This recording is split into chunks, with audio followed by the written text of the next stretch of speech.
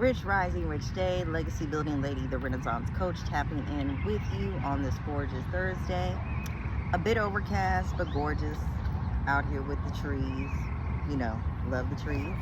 So anyway, I want to do something a little bit different. I wanted to share something from The Spirit of Intimacy. This book really captured my heart. It really dives into like indigenous practices, the importance of ritual, the importance of community. So I'm going to read from chapter 3, The Embrace of Community. So community is the spirit, the guiding light of the tribe, whereby people come together in order to fulfill a specific purpose, to help others fulfill their purpose and to take care of one another. See, community, real community is about coming together to really take care of one another. And for me, I feel that goes into really helping people at the root of things on a deep level, on a soul level. Really help them to become better people, okay? And the goal of the community is to make sure that each member of the community is heard. I'll repeat that. The goal of the community is to make sure that each member is heard and is properly giving the gifts he has brought to the world. Now, I'll say his or her, the gifts that they brought to the world, okay? Without this giving, the community dies, okay? It perishes. So it's very important, if I can talk, it's important for us to really lean into that. Like, if we're in a community, in a group, whatever it is, because this pertains to me, to any congregation or group of people, how are we helping each other to become better and really lean into our natural gifts, our natural abilities, things that we know can help not just that person, but when that person shares that with others, it can really help them to become better.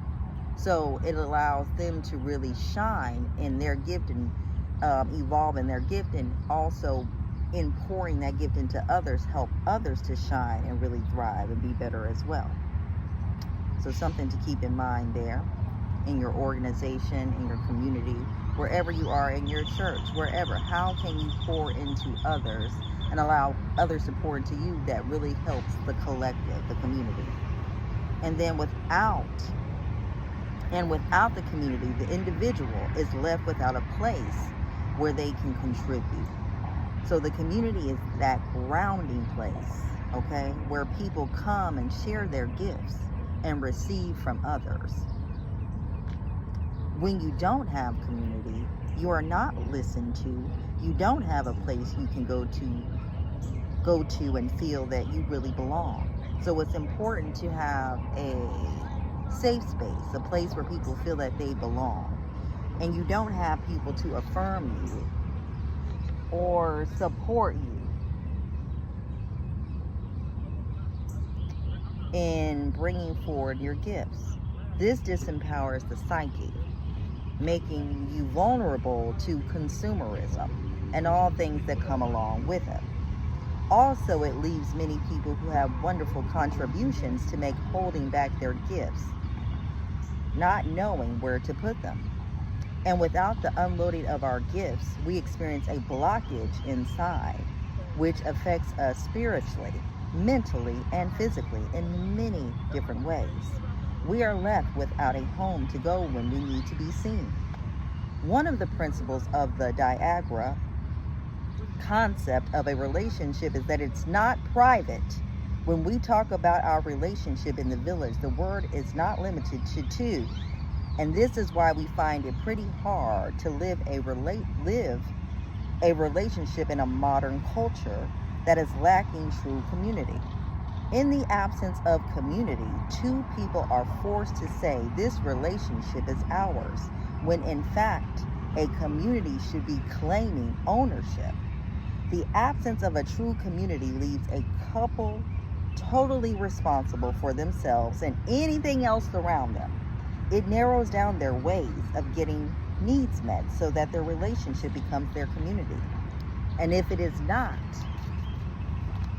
And if it is not able to fulfill this role, then the individual begins to feel like a failure. So I'm gonna stop there because I'm outside, there's a train coming, but think about this. Meditate on this idea, because I know when I first looked at this, I'm like, well, dadgum. That's why we have so many divorces, and the divorce rate is so high, because we don't apply these ideas to our current value system or practices. We're far from this. But if we really start to get back to these ideas, or incorporate these types of ideas into our existence, into our culture, into our practices, what kind of existence could we really have?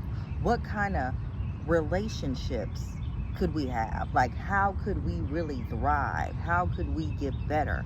How could we really advance as a culture, as a collective, if we really allowed ourselves to practice ideas like this? So I will leave you with that.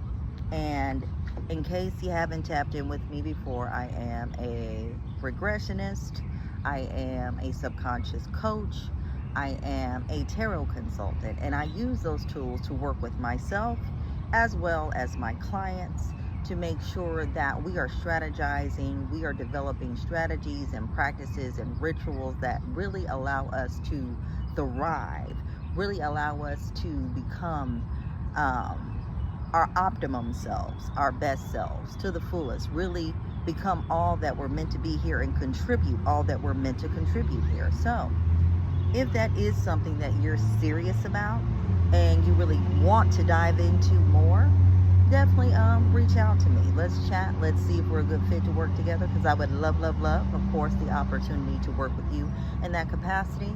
And until the next video.